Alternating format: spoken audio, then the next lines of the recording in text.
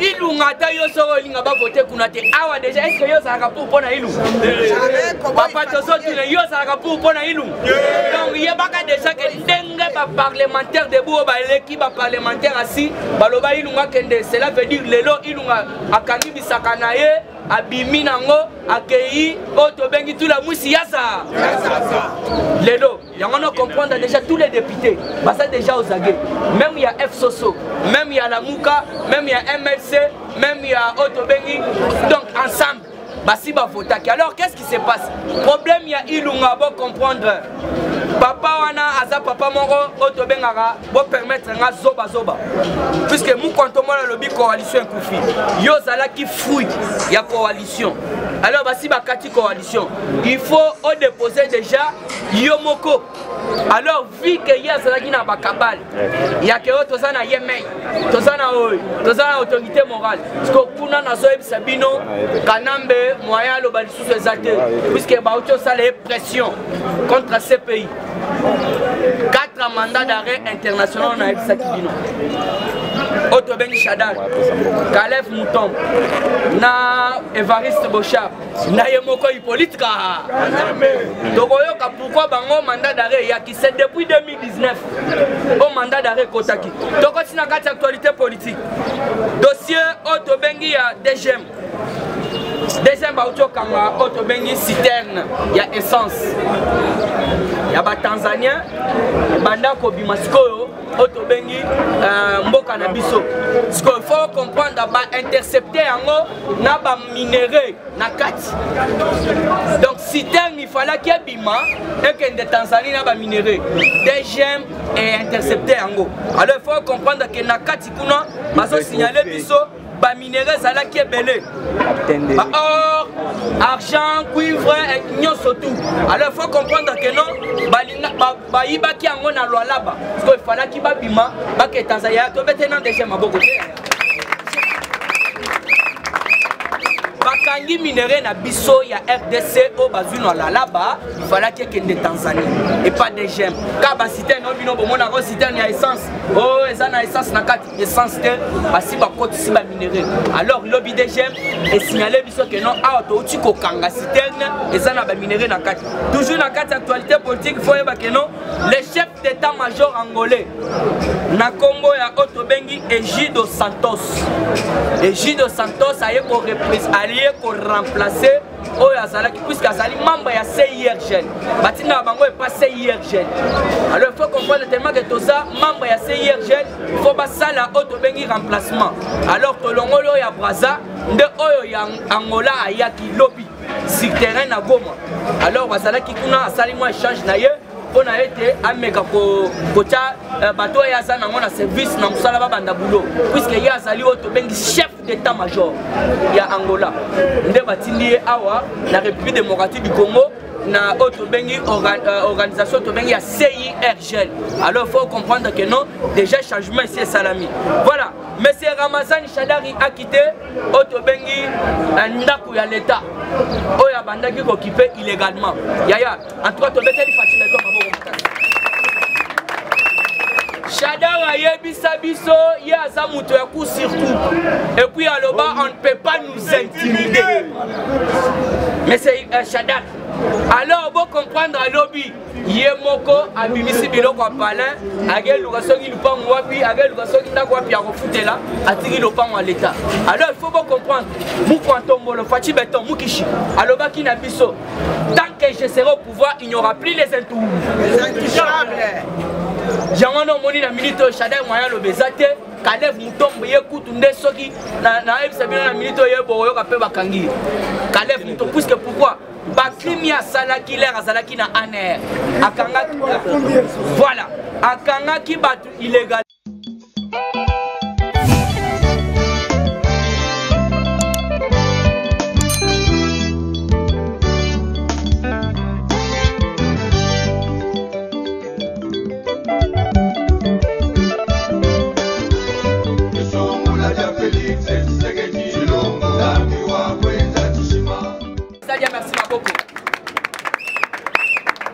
IDPS viva! Viva! Slogan! restaurant, en tout cas, tous à la district. IDPS, viva! Viva! IDPS, viva! Viva! IDPS, viva! Viva! Viva! Viva!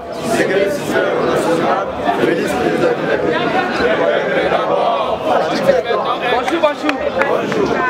Bonjour, bonjour. Bonjour, Lissousou. Fatibé. Osana, c'est Fatibé. Mukishibe. Le grand esprit. Mohamed Ibe. L'homme fort d'Afrique et du Congo. L'aigle. Fatiaza est. Chilombaza est. D'ailleurs, pourquoi tous les aigle? T'as les distraction et ça la carte F Soso. Est-ce que vous avez vu que Jeannette Kanambe, Nashadari, na Otobengi Lissousou Nano, Wilaya, Balinga Bana Nyo Sacré. C'est viva. Toye bisi bango. En tout cas, Bamususu baye, mais bino boya na bino. Batuana balinga sko baya kwadere na Nyo Sacré. Ko ça va jeter.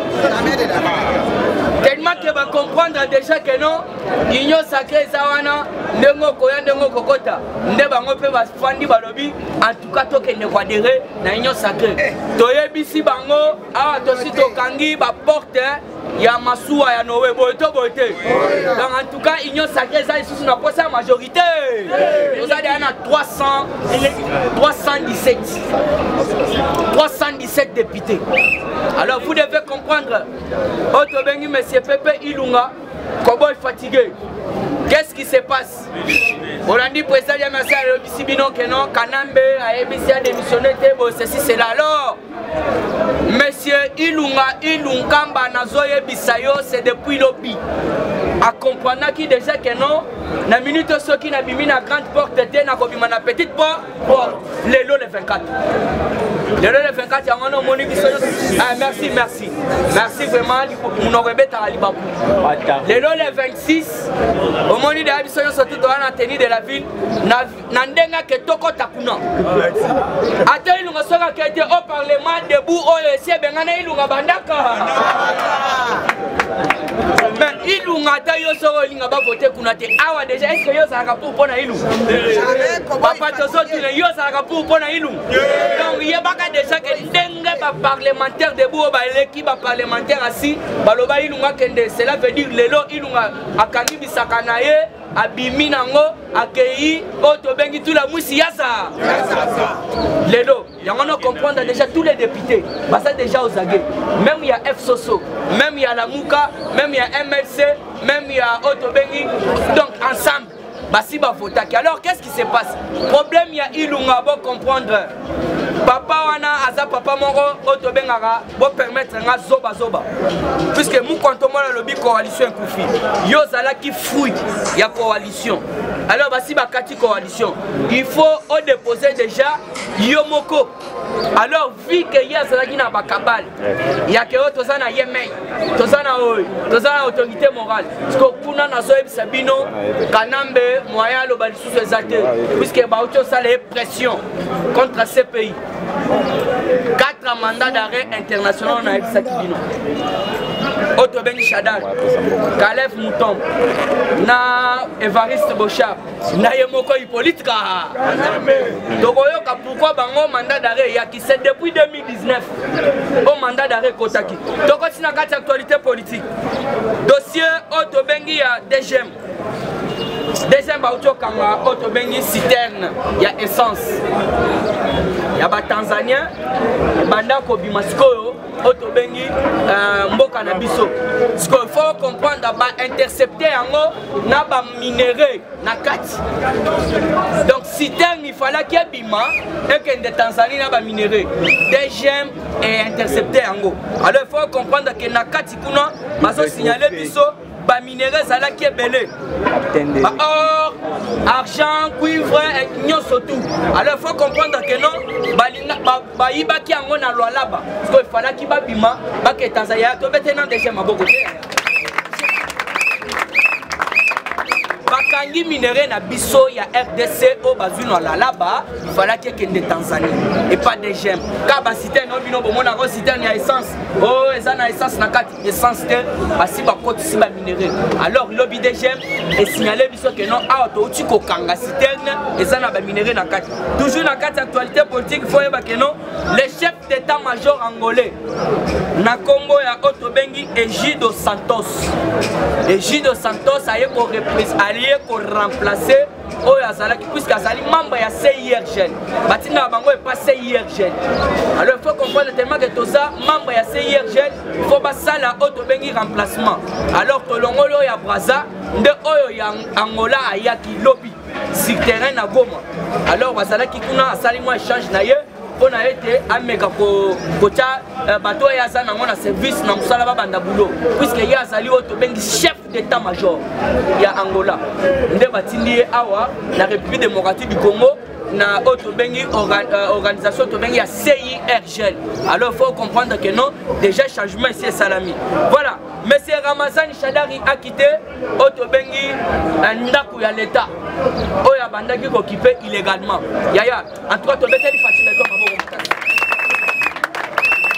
Shadari ayebisa biso ya aza muto ya coup sur coup et puis aloba on ne peut pas nous intimider mais c'est Shadari alors vous comprendre à lobby Yemoko abimisi biloko a palin agel lukasoki lupango wapi agel lukasoki ndako wapi ya kofutela atiki lupango à l'état alors il faut vous comprendre muko antombolo fachi beton mukishi alobaki na biso tant que je serai au pouvoir il n'y aura plus les intouchables Jamano moni na minute Shadai moyen lo bezate Kalev Mutombo ye kutu nde soki na ebisa bino na minute ye boyo ka pe bakangi Kalev Mutombo puisque pourquoi Bakrimi ya salaki l'air azalaki na ANR akanga voilà akanga ki batu illégalement bamususu bakotisa bango na cache ya ANR ya se ya mai bamususu bangando na kingakat balia bango bamususu na ba fleuve Congo alors voilà ndenge balia papa wemba alors vous devez comprendre na minute oyo Kalev akozala pe interpellé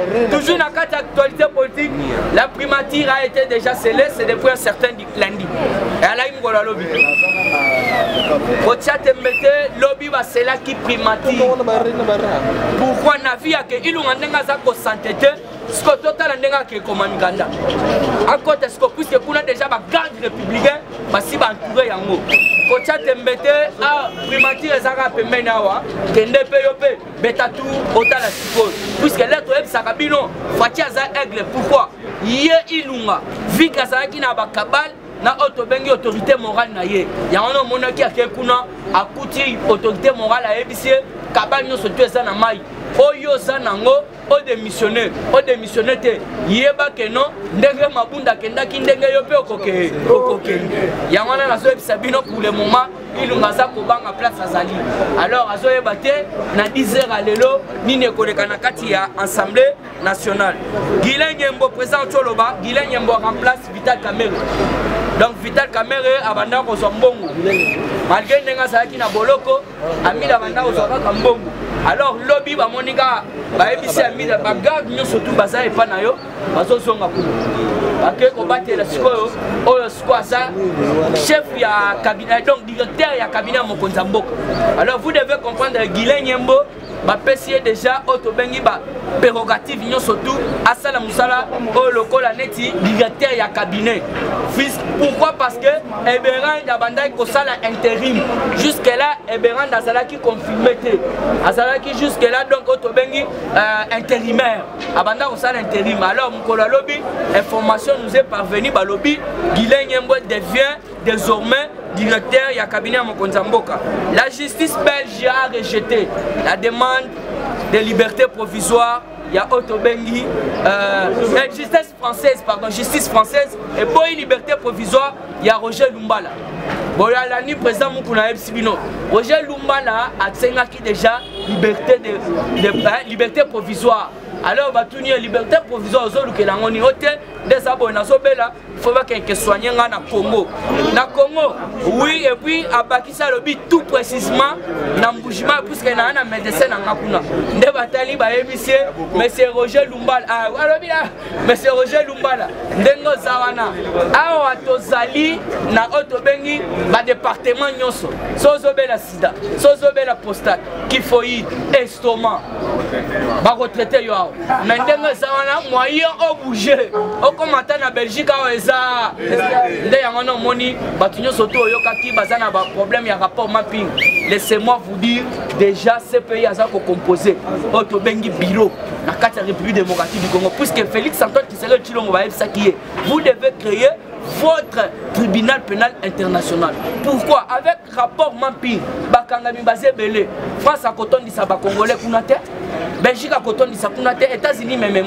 Donc cela veut dire Félix Antoine Tshisekedi Tshilombo batonyo surtout ba commettre crime na République démocratique du Congo yemoko il faut bakangama wa bazala jijawa yango no monaki tolongonaki tous les prisonniers bakenda ko sala biso bilanga na kanyamaka sisi alors il faut tala siko prison ndenge comment donc okoloba ce pays d'Afrique kendo beta tout na makalo tala nde côté alors vous devez comprendre na minute tous les prisonniers basi ba ebisaki bango au foot à combien par jour au foot à combien par mois et puis mbongo ne faut ekota na caisse à l'état nde omona ba politiciens surtout wana ba homme d'affaires au bazana prison basi ba pesi bango meeting donc non baba ndako nde par jour yango no moni batobele bazobanga soko oboyi ko futa okende place bakuluna bazali alors soki ka reye pona kanyamaka sese ozala soki Singapore ozala soki Kamere ozala soki nani ozala soki ngao doli makambu ozala soki nani ale mbala moko na kanyamaka sese OK ça le biso bilanga toujours na kati actualité politique il faut bien comprendre que non makambo za bien OCC Tozo sengana auto bengi Gilles Lengeta mokonzi ya IGF puisque na OCC baza ko signaler biso OCC mbongo kota kuna makasi alors kuna ezaba mafia au Kabila tiaki tilelo alors jusque là bazali ko yiba mbongo na ndenge moko ko sakana te puisque il faut pas oublier OCC ezali entreprise munene ya l'état place mbongo côté là alors vous devez comprendre que non bakaba lebele baza ko signaler biso ko benga ka biso boloba ya ona tozoloba Gilles Lengeta tozo senga na yo papa na ngai mokonzi ya IGF kuna na OCC baza ko yiba mbongo na bango bazotala teke wa za chef wa za bote mutu nyonso za ko yiba na ndenge na ye ya ona tozo senga na papa oto bengi Gilles Lengeta ba inspecteur déjà bakita sur terrain soki basa muke bamususu basali donc il suffit kaka bambila bazali belé puisque musala wana esenga kaka no kendo kanga soki bakuti mutu ayibi bakangiye baye na ye mambo akosambisa kotala nde yo mokonzi ya IGF yango tosengi balobi na OCC kimoyibi eza trop bazoyiba kuna ya trop alors na oti oyebisa bino Jeannette Kanambe na Shadari na Mova na oto bengi Mwilanya bango pe l'air bayokaki Jean-Marc Yaya il faut pas comprendre au moniteur que Mwilanya banda ko sangisa auto bengi pe perdre F Soso mais comme ya tour ya Jean-Marc Kabunda Kabunda zo fani sa bande ko FCC so sala bango réunion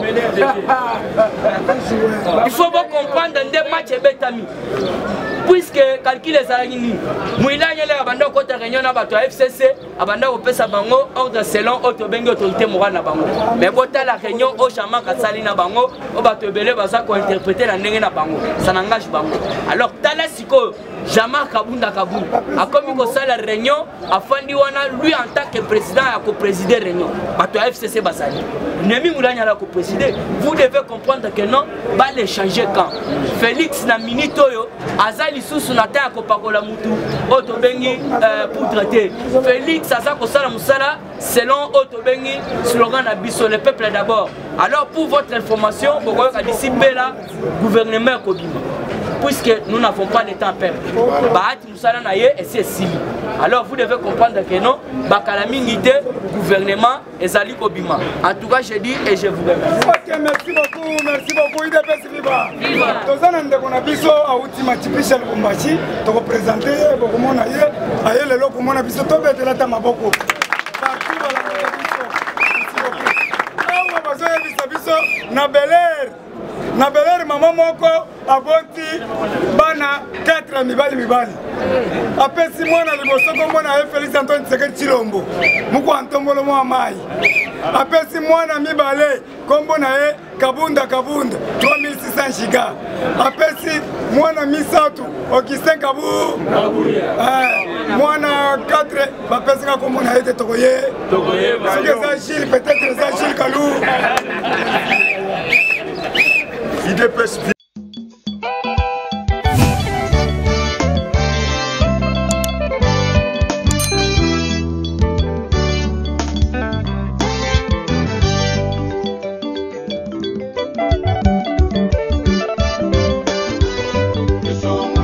Félix